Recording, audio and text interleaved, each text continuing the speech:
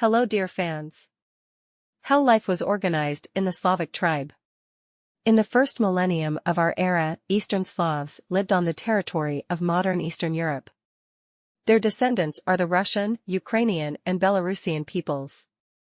In those distant times, the life of each member of the tribe was subordinated to daily work and the performance of a certain range of duties. Only a sudden attack of enemies or a natural disaster could break this order. Distribution of duties and housing. The territory in which the Slavs lived, for the most part, was covered with dense forests or swamps. Large and small rivers flowed through it.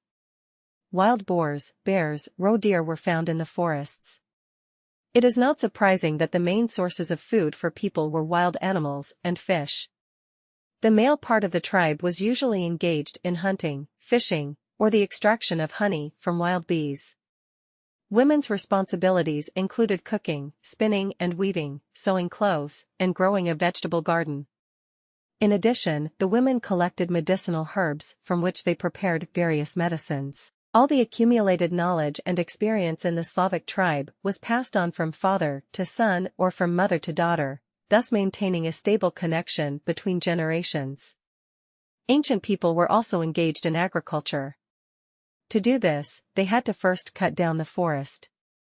Ash obtained from burning fallen trees was used as a fertilizer. Usually a new developed plot of land was enough for 2 to 3 harvests. Then they moved to another section. A small hill near the river was most often chosen as a place for a Slavic settlement. From the hills, the surrounding area was clearly visible, and it was possible to notice the approach of enemies in advance. The Slavs built their dwellings in such a way that they remained half hidden underground. Livestock was kept in barns or pens built nearby. The central place in the house was occupied by a stove made of stones and clay, which was fired in a black way, that is, it did not have a pipe. Small windows or an entrance door were used for ventilation.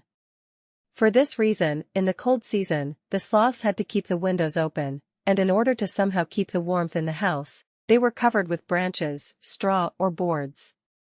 Wooden tables and benches were obligatory attributes in the dwelling. Ancient people used pottery, and clothes were sewn from wool and linen. Religious views. Slavic mythology endowed with soul and life literally all objects of the surrounding world and natural phenomena, trees, rivers, wind, rain, sun. The most revered among the gods was Purin, to whom lightning and thunder obeyed. In addition to the gods, in the opinion of the Slavs, many fantastic creatures lived next to them. It is to our distant ancestors that superstitions go back that water bodies and mermaids live in reservoirs, goblin rule in the forest, and houses are guarded by brownies. All fantastic creatures, spirits and deities were divided into good and evil. Sometimes they were asked for help, for example, calling for rain or asking for a rich harvest. The Slavs also believed that they could establish a connection with the souls of their ancestors. They usually looked for protection, help or advice. Many pagan ideas of ancient tribes have survived to this day. For example, the colorful Slavic holiday of Ivan Kupala is well known, when, on the shortest night of the year, young guys and girls staged festivities, jumped over bonfires, weaved beautiful wreaths, and let them float freely along the river. This fascinating and exciting tradition is still alive in some parts of Russia. Well, the Slavs, as you can see, knew how not only to work hard, but also to have fun. Thanks for watching.